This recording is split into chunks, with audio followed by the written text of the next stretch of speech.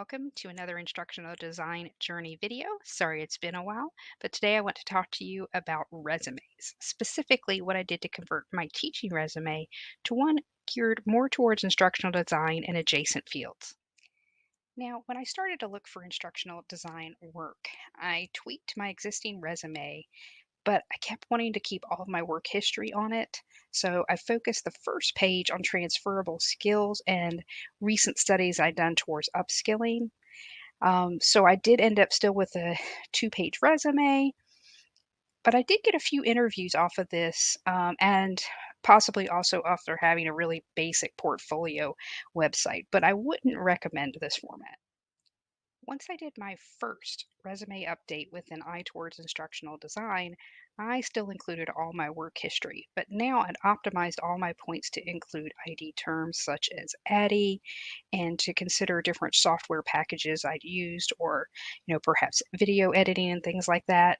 I took I really tried to translate it. I had a few queries from this and actually did accept a position during the middle of this that was in higher education. So a lot of my background is in higher education, although in the teaching end. So that probably helped me a little bit.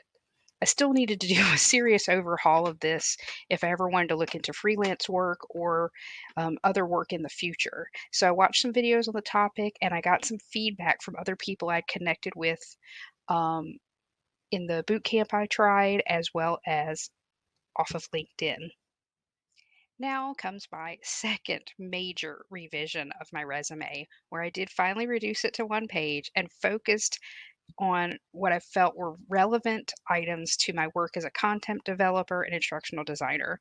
I had received feedback on this from several people and really just took that leap and said, I need to focus on the experience that's most relevant. So for me, that was a freelance area that I've had over the years. So I was able to condense even my teaching background into that area because a lot of that had been through adjunct work or one off assignments like editing something.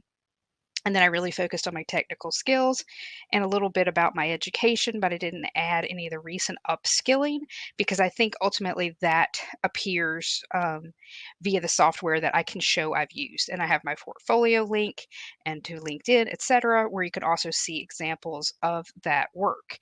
I also made sure to tie my font choices and color choices and just kind of overall look to be as similar as I could to my actual portfolio website, which I had also gotten feedback on and revised. So, what are some overall tips? I would say the big one is to strive for one page. I know that's hard if you're anyone who's had some work experience and there's that temptation to have everything listed.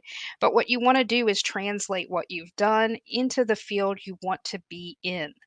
So, as much as you can, being able to convert, if you've done design work in making, assessments for your courses, really use that word instead of focusing in on, say, rubrics, really talk about assessment evaluation. So knowing the industry you want to go into will help you a lot. You also want to develop your niche and your style.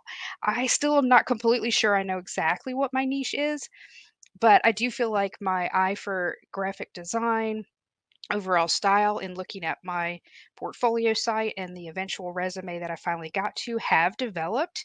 I even have a little icon that I have added to the bottom of my portfolio that I'll show at the end. That maybe if I ever did business cards, if anybody ever does those anymore, that I would add. So I'm still thinking about what my niche is, but once you know that, that's something you can highlight. And you should always think of your resume and your portfolio as things that change. I keep a master, but I make sure to change it with any position I look for, or if that was with freelance and someone reached out to me, I would do the same. Let me know what else you would like to see me cover. I am considering talking about different boot camps, academies, and things like that. So if you've been in one and would want to be interviewed for that, let me know. Or again, any topics you'd like to see me cover. And I hope to see you around LinkedIn and other social media, etc.